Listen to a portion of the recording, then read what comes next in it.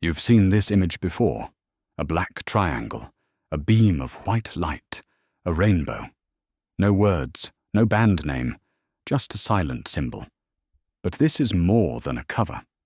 This is the gateway to a musical masterpiece, one that redefined rock music and the art of album design. Why did Pink Floyd choose silence over logos, geometry over faces? The story behind this cover is deeper and darker than you think. In the early 1970s, Pink Floyd was in transition. They had begun as psychedelic pioneers with Syd Barrett at the helm, crafting whimsical, experimental rock that captured the acid-soaked imaginations of a generation. But Syd was gone. His mental health had deteriorated, his leadership ended abruptly, and the rest of the band was left to forge a new identity. Albums like Atom Heart Mother, Medal, and Obscured by Clouds showed glimpses of a more focused Pink Floyd, one that was finding its voice again, now darker, more introspective, more structured. Roger Waters had begun to emerge as a lyrical powerhouse. David Gilmour's guitar work was becoming iconic. Richard Wright and Nick Mason held the atmospheric glue together. They were evolving from a band of sonic wanderers into architects of concept. When they decided to create The Dark Side of the Moon, they weren't just making an album. They were attempting to bottle the human condition: birth, anxiety, greed, time, insanity, death, a journey through life's emotional spectrum. And for the first time, they knew it had to be matched with a cover that didn't decorate the music, but reflected it. So they turned to Storm Thorgerson and Hypnosis. Not that I think Dark Side visually is particularly interesting, but I think it is a very effective cover. You know what it is, but not why it is. You might know what it is, but not how it is. But instead of the typical brief, give us something wild, surreal, or collage-like, they made a counterintuitive request: simplicity. Make it clean. Make it timeless. No band name, no photos, no faces, no distractions. They wanted the music to be the voice. The cover? Just a gateway. Just a signal. Storm Thorgerson wasn't just an artist. He was a translator, a visual interpreter of sound, emotion, and theme. When Pink Floyd handed him the concept of an album about the mind and its disintegration under modern pressures, he needed something elegant to express something chaotic. While reading a science book on optics, he stumbled on the answer: a prism. A beam of light splitting into a rainbow of color. In that moment, everything clicked. The prism was clarity and fragmentation. Light was pure thought. The spectrum was emotion. And the triangle? It could be seen as a symbol of the brain, the mind, the center of cognition. The black background would represent the unknown, the silence between thoughts, the space beyond comprehension. The cover, then, was not just a design. It was a visual poem, one that echoed the very structure of the album. When Storm presented the idea to the band, they immediately agreed. There were no debates, no second-guessing. Roger Waters later said it was the only cover they approved on the first try. The irony? The inspiration was sitting in a school book the whole time.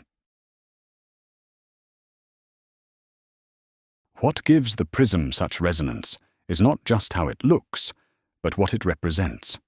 The triangle is one of the most ancient symbols in human history, found in Egyptian pyramids, religious trinities, and mathematical theorems. On Dark Side of the Moon, the triangle becomes more than a shape. It becomes a container of meaning. The light enters, pure, unexamined, unbroken. It passes through the prism, the human mind, and from it emerges a spectrum of experience: pain, desire, conflict, joy, madness. Each track on the album corresponds to an emotional color. Each moment in life is another shade on the spectrum. The cover doesn't tell you how to feel. It reflects how you already feel. It doesn't shout, it hums, it suggests, and the longer you stare at it, the more you begin to project your own experience onto it. That is the genius of abstraction. It invites connection. Let's step back to 1973.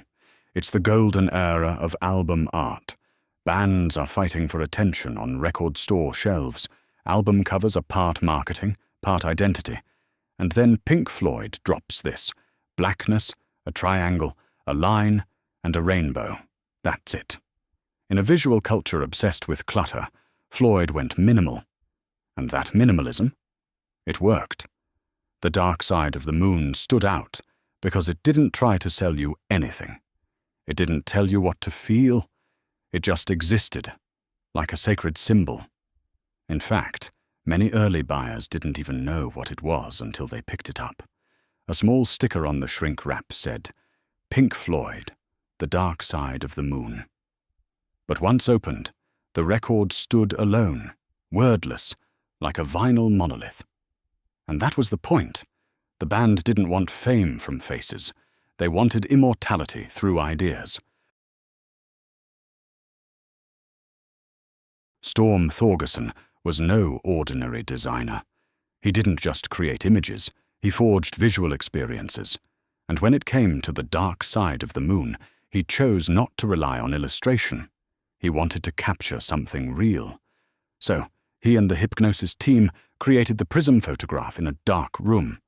They used a real glass prism, shined white light through it, and filtered the output into colored beams.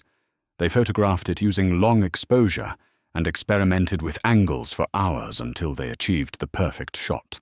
No Photoshop, no AI, no digital effects, just physics and patience. Storm once said he didn't want to tell people what the band looked like. He wanted to show them what the band felt like. The album explores all the things we try not to see: aging, stress, insanity, materialism, death. It's called Dark Side of the Moon because it explores the dark side of being human. And the band? They had their own shadows. Roger Waters and David Gilmour were already clashing over creative control. Richard Wright was becoming more isolated, and looming over it all was Syd Barrett, their founding member, who had descended into madness just years before. The cover doesn't spell that out. It doesn't need to. It presents it visually. The fracture, the distortion, the illusion of order in chaos. 50 years after its release, the prism still beams. It has become more than an album cover. It's a symbol. You see it on t-shirts worn by teenagers who weren't even born when the band split. You see it tattooed on arms, printed on coffee mugs, turned into digital art and memes. It has entered the collective visual language of music. The Dark Side of the Moon cover is one of the few album visuals that transcends music fandom. You don't have to know the songs.